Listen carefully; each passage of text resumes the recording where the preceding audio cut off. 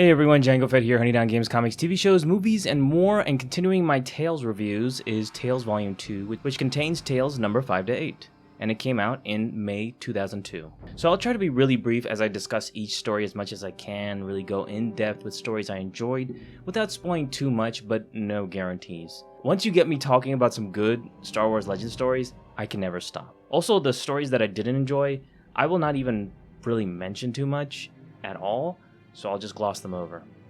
We'll start with Tales number 5 with 5 stories in total, with the first story called Yaddle's Tale, The One Below. And you guessed it, it's all on Yaddle, who is a female species of Yoda's race, but no relation to Yoda whatsoever. For the longest time, I always thought both were related, but that's not the case. So she's the background character in the Jedi Master scene in Coruscant in Episode 1. Not sure if I remember seeing her in Episode 2 though, but I could be wrong. This story is written by Dean Moteur and drawn by Jesus Saiz. The story takes place as a flashback for Yaddle's masterhood, and she recounts her tale to the other Jedi Masters on what happened to her and her master 200 years prior. Her and her master were on a mission to liberate the planets from Warlord, but were betrayed and their master gets killed in a brutal fashion. Dark Horse, unlike Disney, really went all out at times with their violence and not scared to show some dismembered heads and blood at times. And I thought the Jabim Jedi Master death was brutal, but my god, they just keep this trend going. The Warlord leaves her in a pit and she lives out her life for over a century surviving on whatever. She eventually escapes and fights the Warlord's son and frees the planet, and in the end she becomes master.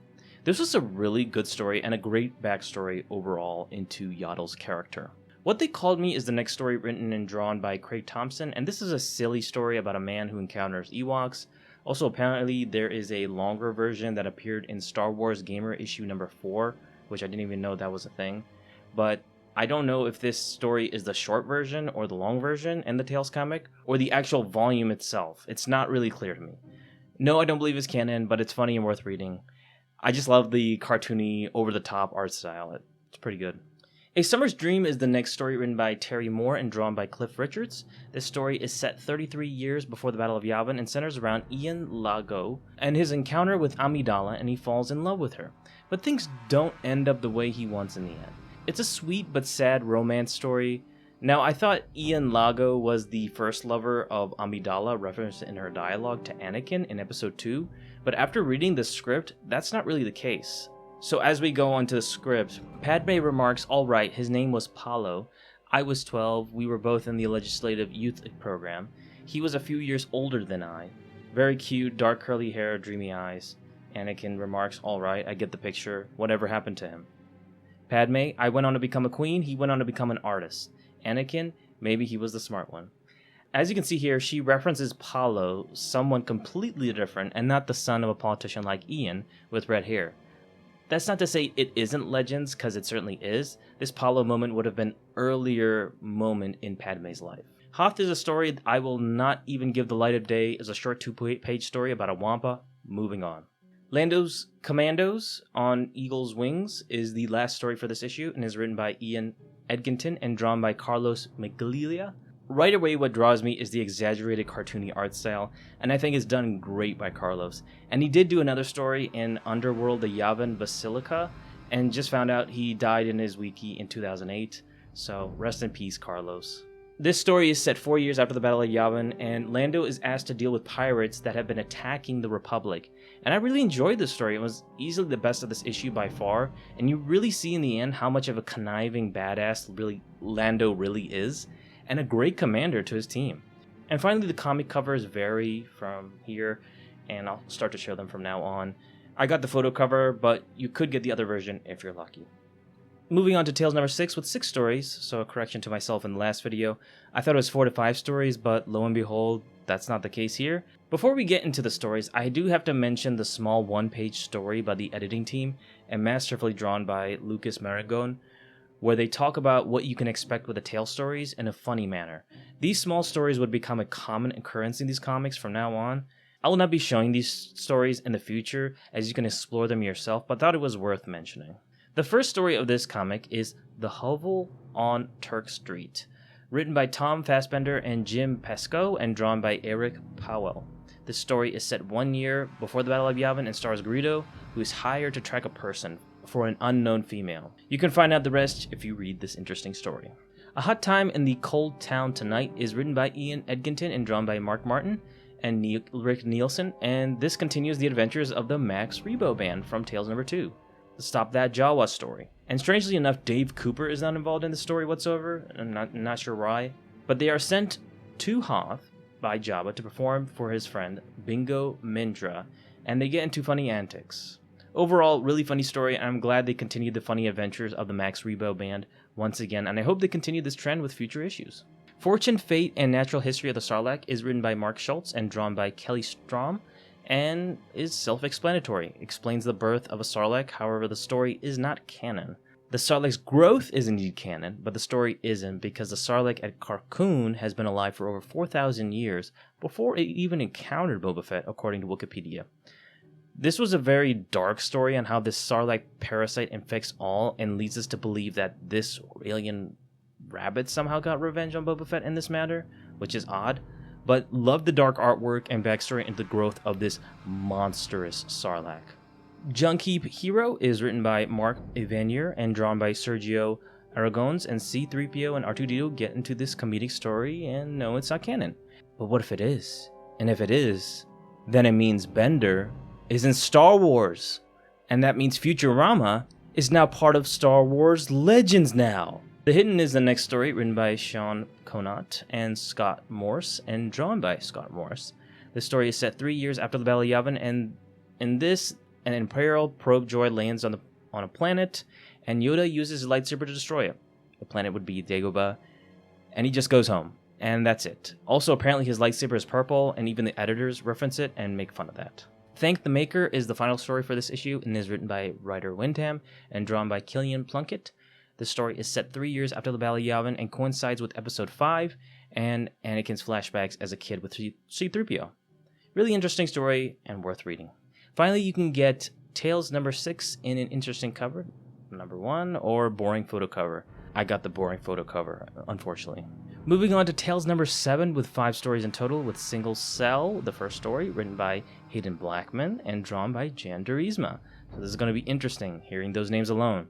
This story is set 32 years before the Battle of Yavin, starring Nim from the Star Wars Starfighter and Jedi Starfighter games. He is the pirate character who aids you against the Trade Federation in those games. This comic explores the backstory events of what happened between Nim and Vanna Sage, Vanna was also in the game, and explain why he has this hate against her. And I don't know why Nim appeared orange in this, despite being a blue Furorian, but I think it might have been the colorist who made it seem like he was under an orange light, maybe? I don't know. Also, this wasn't the only story with Nim, as he does get his own story in Starfighter Crossbones, which was a decent story as well. Nim is just an interesting character, and I'm glad they did some stories on him. Nerf Herder was written by Phil Amara and drawn by Francisco Herrera and stars a Nerf Herder in Tatooine. And I didn't like the story, and didn't like the artwork too, because that hairdo of that protagonist, I have no idea what the fuck that was. Worst story by far right now. Jedi Chef is the next story and is written by Randy Stradley and drawn by Francisco Ruiz Velasco.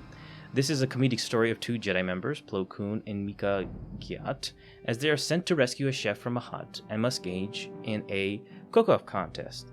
And it's a funny story, and it's not canon in my opinion, but loosely based on, shows like Iron Chef and especially the Gordon Ramsay shows, which I'm really fond of.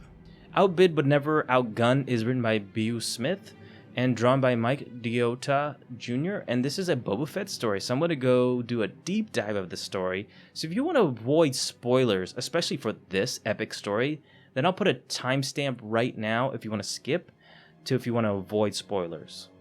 Okay, now into spoilers. So Boba recovers a holo with an image of a wealthy man named Pistoff. I think that's how it's pronounced, I don't know. Has something of Boba's and threatens to sell it to the highest bidder if Boba doesn't give him a fat stack of cash. Or credits, I should say. This enrages Boba, and he sets out to hunt this son of a bitch, because who wouldn't? Instead of being attacked by Boba first, Pistoff is attacked by Sintas Vel first to get the holo. Boba then appears, and they attack his bodyguards, and all are at a stalemate. and you see that Boba and Sintas appear to have history with one another, as you can see them both seem to work in sync with one another, but why you don't know yet. Vel finds the box, but Boba shoots it from her hand, and he then shoots the slime ball pissed off. Boba explains why he shot the box from Vel and opens the box to reveal that Boba and Sintas were a thing and had a kid together, and he gives the box to her saying it's hers. She says, "You're going to leave me here wounded?" And he says, "Yeah, your wounds will heal." And finally Vel says, "Some never do," as she looks down sad. And man, oh man, this was just an epic story and told you so much history about Boba and his past and involved with another person, which you wouldn't expect until you read this story. And you feel so bad over Sintas in the story, and even Boba to an extent, that Boba will just leave her and her kid like this. But then you find out more within the Blood Ties story. To expand upon this more, Sintas was the former wife of Boba, and they had a kid together named Aelin Vel on Concord Dawn. And this was the first appearance that you saw this all occur in this comic. And this would be later confirmed in the Blood Ties Boba Fett is Dead storyline. Boba was part of the Mandalorian Protectors on Concord Dawn, and after they had their daughter, Sintas was unfortunately raped by Fett's superior officer, and Fett would kill this man in his rage, divorce over the whole incident, and exile himself, and he would become the heartless bounty hunter we would all know and love. This story is what I'm talking about with Legends, with a heartfelt ending that imbues so much emotion you will never see again, ever, in any of the new Disney Star Wars, which is just sad. Force Fiction is the last story of this issue, and it's written by Kevin Rubio and drawn by Lucas Marangone. And this is Infinity Stories, and of course non-canon, for being over-the-top comedic in every level, hence the title Force Fiction, a play on words for Pulp Fiction, starring Samuel Jackson. This comic had incredibly funny cameos, with even the creators in the background, and a funny plot with Mace Windu and Yoda getting a bite to eat, and figuring out if they want to see young Anakin being trained or not. This was just a very funny story, and the famous duo behind this story would eventually spawn the more memorable Tag and Bing stories 5 months later, and that would overshadow this story. And that's not to say that this story isn't great, because it still is, and it's absolutely worth reading yourself. And I thought this story was funny, but found out the menu on the first page translates to this.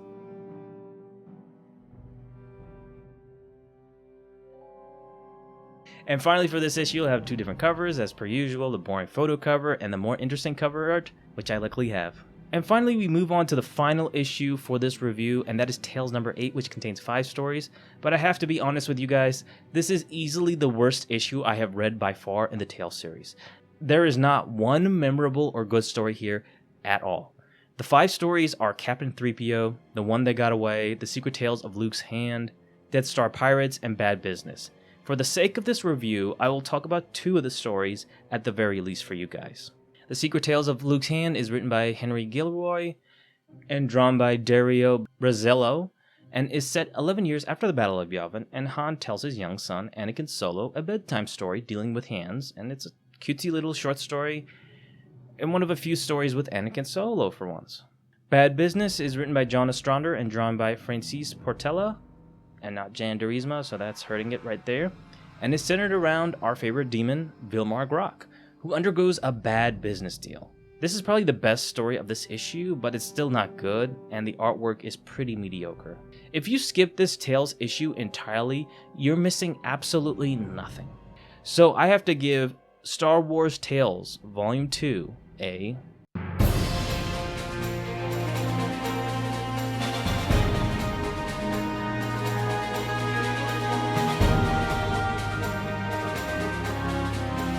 There are stories that range from great to bad, with an entire last issue encompassing the bad. That Boba Fett and Kevin Rubio stories are worth the price of admission for this comic alone. For that, it gets my recommendation.